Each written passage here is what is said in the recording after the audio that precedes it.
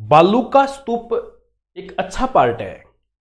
जब राजस्थान की ज्योग्राफी हम पढ़ते हैं, ये राजस्थानी नहीं, जब भी हम ज्योग्राफी की बात करते हैं तो कुछ शब्दावली ऐसी है जो भौतिक प्रदेश से उठकर आती है। जैसे कि एक शब्द है होलबैक, एक शब्द है द्राक्स, एक शब्द है क्वेस्टा, एक शब्द है पैराबोलिक, एक शब्द है नेबखांग। वैसे ना बहुत सारे वर्ड्स हैं जो हमारे ज्योग्राफी के अंदर आते हैं और भौतिक भूगोल के अंदर आते हैं। ये जो भौतिक प्रदेश आपका टॉपिक है, इसमें भी बड़े इंपॉर्टेंट रहते हैं। वो एक आपने लाठी सीरीज का नाम सुना होगा, ये अपने आप में तो वास्तव में इंपॉर्टेंट है। चलो मैं आपको एक बात बताता हूं। धरियन जैसे सैंड ड्यूज का नाम तो आपने सुना होगा। सैंड ड्यूज क्या होता है, देखो कितनी इंपॉर्टेंट बात है। देखो जरा, सैंड ड्यून्स बोलते हैं इसको, इंग्लिश में बोलते हैं सैंड ड्यून्स। देखिए, जिसे कहा जाता है बालू का स्तूप, बालू का स्तूप, इसको हम कई शब्दों में इसको बयां कर सकते हैं। जैसे बालू का स्तूप को आप कह सकते हैं धोरे, धोरे, धोरे कह सकते हो आप इन्हें। आप इन्हें कह सकते हो रेत के टिल्ले,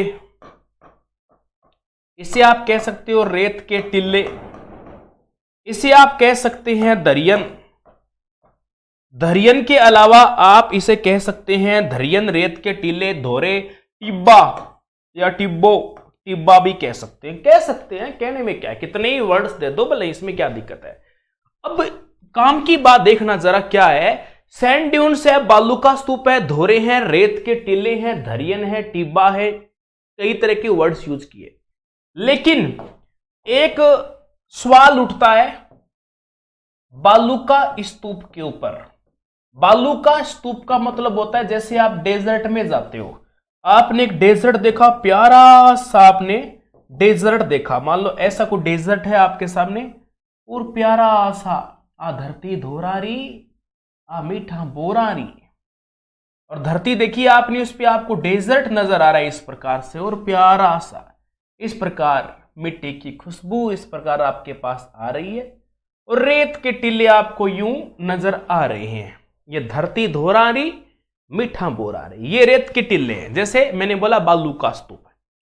अब यूं तो देखा जाए बालू का स्तूप के बारे में अलग अलग विद्वान अलग अलग पुष्टि करते हैं, कितने प्रकार के होते हैं मैं भी इसको भी बता सकता हूं। जैसे अलग अलग विद्वान हुए हों, जैसे एक आया था वैगनॉल्ड, आया था सन 1933 की बात है। ये दो प्रकार बालू का स्तूप के बताकर गया था। एक तो बताया सीप और एक बताया गया बरखान। फिर 1944 के अंदर एक और आता है, हैक के नाम से आता है। हैक ने कहा 3 प्रकार होते, अनुप्रस्थ होते, अनुधैर्य होते हैं, पैराबोलिक होते हैं। फिर मेकी आया, मेकी ने बताया कि बालू का स्तूप 8 प्रकार के होते हैं। और बाप रे 8, हाँ 8 प्रकार, ये कहीं ना कहीं पूछा भी जाता है 8 प्रकार। चलो इसी में से कुछ वर्ड्स निकल कर आते हैं बाहर।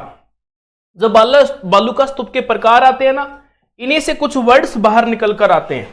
जैसे आपसे पूछ लिए जाते हैं, जैसे कैसे पूछाएगा, कोई डेजर्ट है मान लो, अभी मैं आपको कुछ 2-3 डेफिनेशंस बताऊंगा, समझना। आपने एक शब्द सुना होगा पैराबोलिक, अरे तो नाटक मत करे, पैराबोलिक। पैराबोलिक के बाद में एक शब्द जो आपने कभी सुना ही नहीं होगा, बड़ा अटपटा सा वर्ड है। हालांकि ये पैराबोलिक और जो मैं भी बोलने जा रहा हूं वो वर्ड, इनकी डेफिनेशन मिलती जुलती है, बहुत ज्यादा मिलती जुलती आपको डेफिनेशन मिलेगी, और कहीं ना कहीं इसके अंदर आपको बहुत सारी इसमें समानताएं भी बहुत सारी इसमें नजर आएगी। सब्र काफीज एक शब्द है, सब्र काफीज। एक समझाऊंगा, दोनों अपने आप ही समझ में आ जाएंगे। देखो कैसे, कोई डेजर्ट है आपके सामने, इस प्रकार से मान लो डेजर्ट आपके पास, प्यारा सा डेजर्ट तो प्यारा ही होता है। मरुस्थल है ना, मरुस्थल, डेड पैलेस, मरुस्थल। मैं बताना जा रहा हूं पैराबोलिक। ये पैराबोलिक क्या होता है, अभी देखो एक ही रूप में आपको दोनों समझ में आ जाए, क्योंकि बरखान है, अर्धचंद्राकार है, अनुप्रस्थ है, धैर्य है, तारा बालू का स्तूप है। ये पढ़ के आप बहुत मतलब बावड़े हो रखे हो, इतने पढ़ लिया आपने। देखिए पैराबोलिक और सब्र काफीज में आपको बताना चाहता हूं बहुत इंपॉर्टेंट बात। जैसे क्या होता है, पैराबोलिक का मतलब होता है इसमें जैसे मान लो कुछ औषधियां उग जाती है, झाड़ियां उग जाती है, वनस्पति उग जाती है। यहां पर मान लो यहां पर एक झाड़ी उग गई, एक झाड़ी यहां पर उग गई, एक झाड़ी यहां पर उग गई, कुछ झाड़ियां छोटी छोटी आपकी यहां पर उगी हुई है, ये लो यहां पर उगी हुई छोटी छोटी झाड़ियां है। अब ये एक नया रूप लेगा।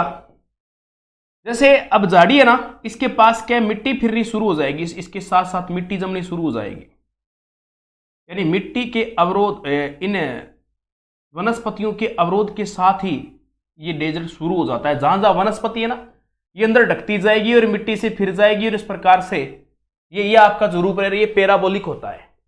इधर से ये भी मिट्टी से ढक जाएगा, मिट्टी पूरी मिट्टी का ये जो है अवरोध में ये पौधा आ जाएगा और ये पूरा डूबने लग जाएगा इसके अंदर।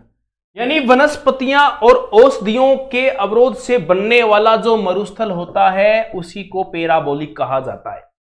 यानी जिसमें बड़े पौधे होते हैं वो तो पैराबोलिक होते हैं। और एक बात और, बड़े पौधे होते हैं प्लस श्रृंखलाबद्ध होते हैं। श्रृंखलाबद्ध समझते हो, यानी सीक्वेंस के अंदर होते हैं, उसको तो बोलते हैं पैराबोलिक बालू का स्तूप। जिसमें छोटे छोटे अवरोध हो, इस प्रकार छोटे छोटे अवरोध हो और श्रृंखलाबद्ध नहीं हो, मतलब आपकी मर्जी के हिसाब से कहीं भी हो गया, इधर हो गया, वहां हो गया, जहां हो गया, मतलब कोई श्रृंखलाबद्ध तरीके से नहीं होता है। समझ रहे हो बात है? ये नॉर्मल तरीके से होता है, श्रृंखलाबद्ध आपका ये नहीं होता, जिसे आप कह सकते हो अनियमित श्रृंखला कह सकते हो आप इसे आप कह सकते हैं अनियमित श्रृंखला, आप इसे नाम दे सकते हैं। ये अनियमित श्रृंखला आपकी हो जाएगी।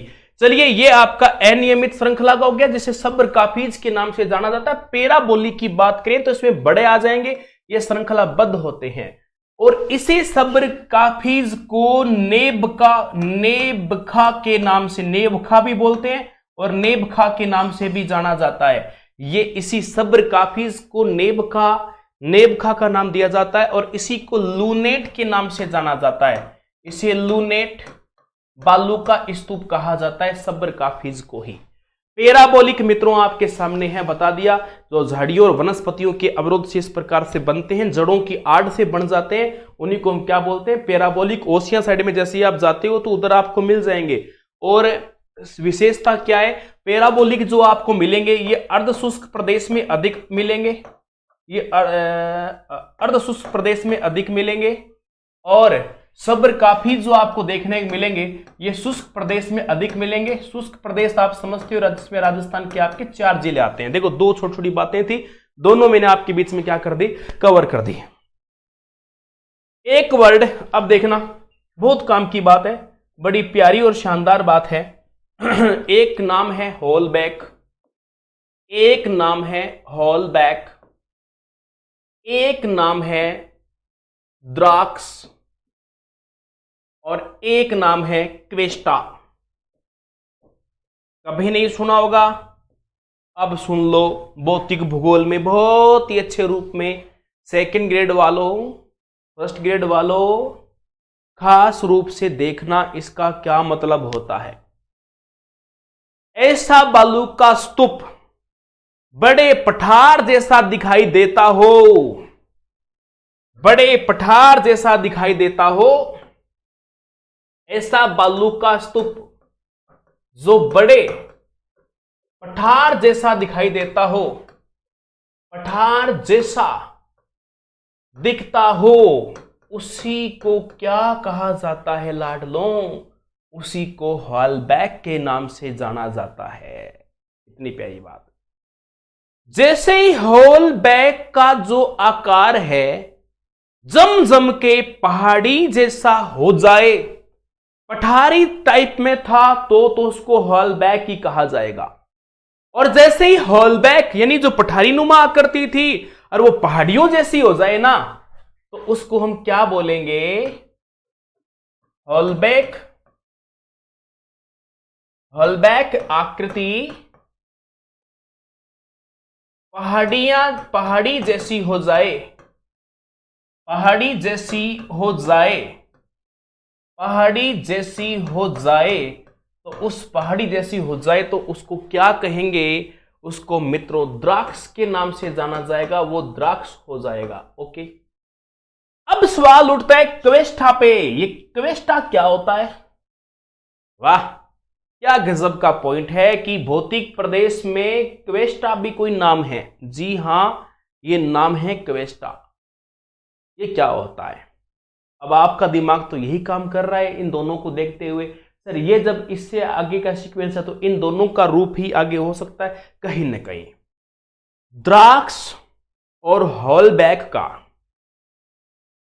अपभ्रंशित रूप हो या उसका अप्रदन रूप हो, समझ रहे मारिए, और उसका अप्रदन हो जाए और चट्टानी भाग पुनः दिखाई देने लग जाए तो उसे हम क्या कहेंगे? उसी को हम क्वेस्टा कहेंगे। जी कैसे? डेफिनेशन क्या बतानी है कि हॉलबैक, बताना यह है कि हॉलबैक प्लस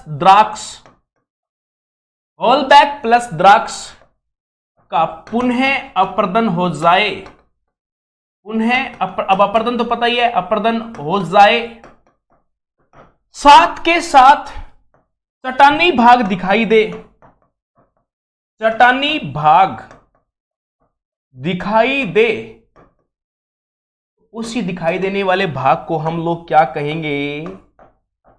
उसी भाग को हम क्वेस्टा कहेंगे। क्या कहेंगे? उसी भाग को हम क्वेस्टा कहेंगे। जी कह दिया, क्वेस्टा। एक आपने सीरीज का नाम सुना है, हमेशा बताया, लेकिन आज भी बता रहा हूं, आज ऐसी बताऊंगा कि जिंदगी में कभी नहीं बताई होगी आपको, इतना अच्छे से बताऊंगा। लाठी सीरीज के बारे में, लाठी सीरीज के बारे में बताया है मैंने हमेशा ही आपको, लेकिन इस बार कुछ यूनिक तरीके से बताने वाला हूं, बहुत ही बेहतरीन। आपके सामने है मित्रों लाठी सीरीज। क्या है ये लाठी सीरीज? तो आपका जवाब होगा, डर देना, यही वीडियो को पॉज करो और पहले जवाब दो, ताकि मुझे पता चले कि इस मेरे बताने से पहले आपके दिमाग में क्या था और उसके बाद आपको क्या पता चलता है। दोनों तरह की बात यहां पर आपको पता होनी जरूरी है। सही बोल रहा हूं ना? पता होनी जरूरी है कि नहीं जरूरी है? अब तक आपने यही पढ़ा है कि भूगर्भीय जलपट्टी, भूगर्भीय जलपट्टी, भूगर्भीय जलपट्टी। वास्तव में क्या है लाठी सीरीज? ये मित्रों पोखरण से लेकर रामसर तक का लगभग 60 किलोमीटर का सीमावर्ती क्षेत्र है। आप ये कह सकते हो ये एक प्रकार का अंतरराष्ट्रीय राष्ट्रीय सीमावर्ती प्रदेश है। सीमावर्ती प्रदेश है। देखो यूनिक है, तभी मैं यूनिक तरीके से लेकर आया हूं, वरना नहीं लेकर आता। जी कैसे? देखो लाठी सीरीज, इसका पहला भाग। लाठी सीरीज क्या है जो आपने आज तक पढ़ रखी है, पहले वही बता दूं। इसे हम कहते हैं भूगर्भीय जलपट्टी। इसे भूगर्भीय जलपट्टी कहा जाता है। मीठे पानी की श्रृंखला, सभी को पता है, मीठे पानी की भूगर्भीय श्रृंखला है। एक तो यह बात। सरस्वती नदी का अवशेष भी बताया जाता है। एक गांव आता है चांदन, इंग्लिश में गूगल मैप अलग ही कुछ बताता है, बहुत ही अजीब सा नाम देता है, वास्तव में शर्म हो आती है बताते हुए भी। चांदन गांव, यहां के जो नलकूप है ना, चांदन का स्पेशल कोई नलकूप नहीं, गांव के नलकूप सारी बिठे यहां पर। यहां के जो नलकूप है इन्हें बोलते हैं थार का गड़ा। थार के गड़े के नाम से जानते हैं, थार का गड़ा बोलते हैं, क्योंकि यहां के नलकूपों का पानी मीठा है। यहां के नलकूपों का सारा ही पानी मीठा है। एक तो यह बात, भूगर्भीय जलपट्टी है, ठीक है, आपको पता चल गया, रियलिटी यही है। एक तो यह बात। दूसरी, ये खनिज पट्टी भी है। लाठी सीरीज एक खनिज पट्टी भी है। अब आपके दिमाग में है कि सर जी यहां पर ऐसा कौन सा खनिज है, ऐसा कौन सा खनिज है, लाठी सीरीज में कौन कौन से खनिज पाए जाते हैं। बिल्कुल लेटेस्ट है, नई एग्जाम के लिए, कभी आज तक जिंदगी में कभी प्रश्न नहीं पूछा गया। रोक फास्फेट पाया जाता है, चूना पाया जाता है, याद रख लेना है खास रूप से, चूना पाया जाता है। इसके अलावा रोक फास्फेट यहां पर खूब अत्यधिक मात्रा में पाया जाता है। रोक फास्फेट और चूना, चूना पट्टी है, पता लग गया ना। चूना, वैसे चूना पट्टी अलग से है, चूना पाया जाता है इस क्षेत्र के अंदर। दूसरा ये एक घास पट्टी है, दूसरा ये एक घास पट्टी है, दूसरा ये घास पट्टी है। इस घास पट्टी में खास रूप से सेवण घास पाई जाती है, लिलोण घास पाई जाती है। देखो घास मरुस्थल में बहुत होती है, लेकिन यहां पर सीमित घास पाई जाती है। सेवण घास सबसे ज्यादा पाई जाने के कारण इसको सेवण घास पट्टी क्षेत्र बोला जाता है। लिलोण घास यहां पर पाई जाती है। इसके अलावा यहां पर मित्रों धम्मण घास भी इस मरुस्थलीय प्रदेश की इस पट्टी क्षेत्र में धम्मण घास पाई जाती है। अंजन घास इस क्षेत्र में पाई जाती है, याद रखना ये कुछ घास है स्पेशल। अंजन घास यहां पर पाई जाती है। मुरात घास यहां पर पाई जाती है, मुरात, ये खास घासें यहां पर आपको देखने को मिलेगी।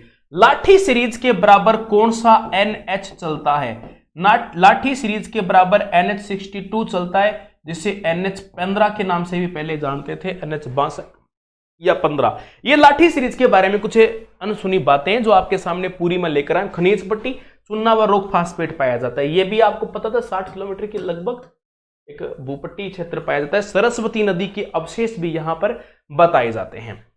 यह है हमारे राजस्थान के भौतिक प्रदेश यानी मरुस्थलीय प्रदेश से जुड़े कुछ खास तथ्य, मरुस्थलीय प्रदेश की वो शानदार बातें जो आपके एग्जाम के वास्तव में लेवल की है।